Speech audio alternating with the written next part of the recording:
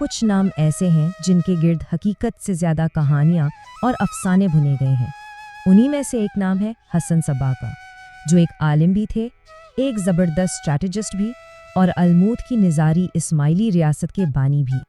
اچھا، جب ہم حسن صباح کا نام سنتے ہیں تو ذہن میں کیا آتا ہے؟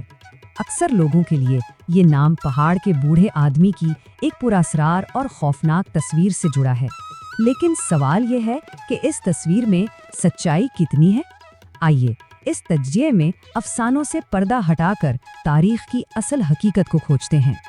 سب سے پہلے تو ایک بہت مشہور قصے کی بات کرتے ہیں۔ یہ جو کہانی سنائی جاتی ہے کہ حسن صباح، عظیم سلجوقی وزیر نظام الملک اور مشہور شاعر عمر خیام تینوں ایک ساتھ پڑھتے تھے۔ تاریخی تحقیق بتاتی ہے کہ یہ محض ایک دل لگی کہانی ہے، حقیقت نہیں۔ اصل میں ایسی کہانیاں اکثر بڑی شخصیات کے گرد بن لی جاتی ہیں، لیکن سچائی جاننے کے لیے ہمیں مستند ذرائع پر ہی بھروسہ کرنا ہوگا۔ تو پھر اصل کہانی کیا ہے؟ آئیے ان افسانوں کو ایک طرف رکھ کر حسن صباح کی ابتدائی زندگی کو دیکھتے ہیں۔ یہ کسی جنونی کی نہیں بلکہ غیر معمولی ذہین انسان کے بننے کی داستان ہے۔ حسن کی شروعات قم شہر کے ایک اثناعشری شیعہ گھرانے میں ہوئی۔ یہ شیعت کی سب سے بڑی شاخ ہے۔ ان کا خاندان علم والا تھا اور ان کی اپنی ابتدائی تعلیم رے شہر میں ہوئی، جو اس وقت علم اور فکر کا ایک بہت بڑا مرکز سمجھا جاتا تھا۔ صرف 17 سال کی عمر میں اسماعیلی تعلیمات سے ان کا تعارف ہوا اور وہ ان سے گہرے طور پر متاثر ہوئے۔ انہوں نے اسماعیلی عقیدہ قبول کر لیا، اور یہ کوئی جذباتی فیصلہ نہیں تھا بلکہ گہرے مطالعے اور سوچ بچار کا نتیجہ تھا، جس نے ان کی پوری زندگی کا رخ ہی بدل دیا۔ یہ ٹائم لائن ان کے سفر کے اہم پڑاؤ دکھاتی ہے۔ 1072 میں وہ باقاعدہ اسماعیلی دعوت کا حصہ بنے۔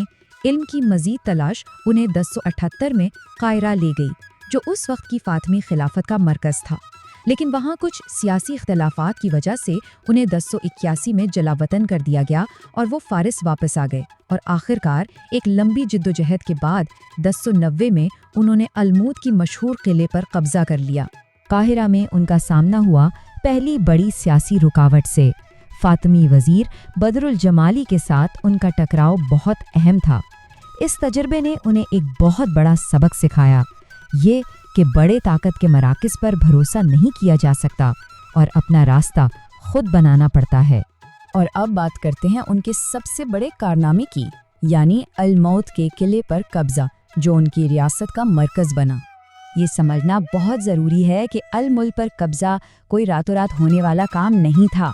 اس کے پیچھے سالوں کی محنت اور منصوبہ بندی تھی۔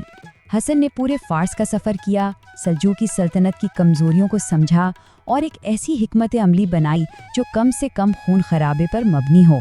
اور جس طرح سے یہ قبضہ کیا گیا وہ واقعی کمال تھا۔ یہ کوئی خونی لڑائی نہیں تھی۔ پہلا قدم انہوں نے اپنے دائی یعنی مشنری بھیجے تاکہ مقامی لوگوں کو اپنے نظریات سے متفق کیا جا سکے۔ پھر آہستہ آہستہ اپنے پیروکاروں کو قلعے کے اندر داخل کیا، اور آخر میں بغیر کوئی جنگ لڑے قلعے کے حاکم سے پرامن طریقے سے کنٹرول لے لیا۔ یہ ذہانت اور حکمت عملی کا شاہکار تھا۔ پہلے دل جیتے پھر قلعہ ہاتھ میں آتے ہی حسن نے اسے صرف ایک فوجی چوکی نہیں رہنے دیا، انہوں نے اسے اپنی نئی ریاست کا ایک خود کفیل مرکز بنایا۔ قلعے کے دفاع کو ناقابل تسخیر بنایا، زراعت اور آب پاشی کا نظام بہتر کیا تاکہ خوراک کے لیے کسی کے محتاج نہ رہیں، اور سب سے اہم وہاں ایک بہت بڑی لائبریری قائم کی جس میں نایاب کتابیں اور سائنسی آلات جمع کیے۔ چلیں اب ریاست کے ڈھانچے سے ہٹ کر ان نظریات اور اصولوں کو دیکھتے ہیں جن پر یہ ریاست کھڑی کی گئی تھی۔ ان کی تحریک کا جو مرکزی نظریہ تھا اسے کہتے ہیں تعلیم۔ اس کا مطلب ہے مستند ہدایت۔ اس نظریے کے مطابق سچائی تک پہنچنے کے لیے صرف انسان کی اپنی عقل کافی نہیں بلکہ اسے ایک مستند روحانی رہنما یعنی امام کی رہنمائی کی ضرورت ہوتی ہے۔ پھر 1094 میں قاہرہ کی فاطمی خلافت میں جانشینی پر ایک بڑا تنازع کھڑا ہو گیا۔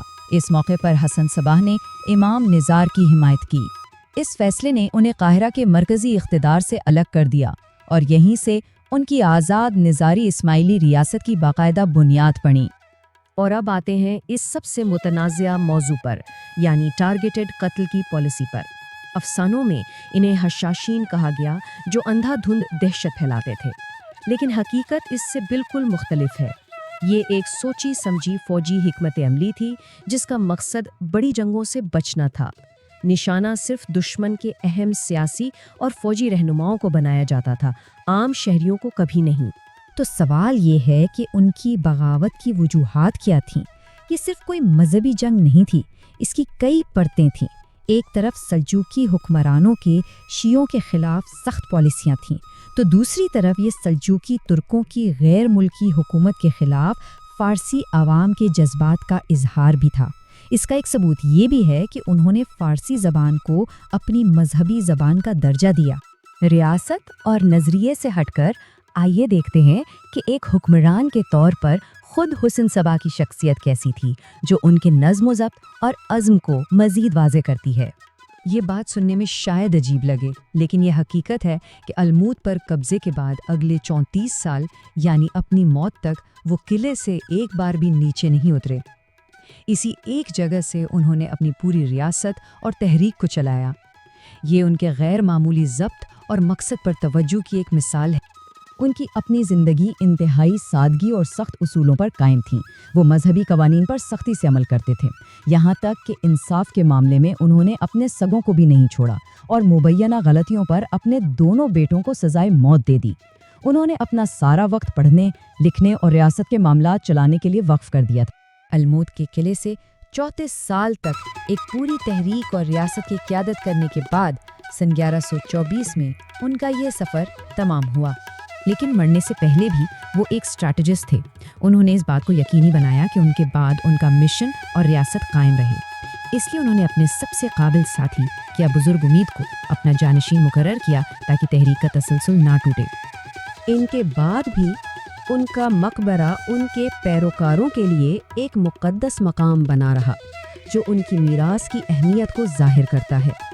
یہ مقبرہ اس وقت تک قائم رہا جب تک کہ ایک صدی بعد منگولوں نے الموت کے قلعے کو تباہ نہیں کر دیا۔ یہاں یہ بتانا ضروری ہے کہ اس تجزیے میں جو بھی معلومات پیش کی گئی ہیں وہ علمی تحقیق پر مبنی ہیں، خاص طور پر دی انسٹیٹیوٹ آف اسماعیلی اسٹڈیز کے کام پر، تاکہ ایک مستند اور غیر جانبدارانہ تصویر سامنے آ سکے۔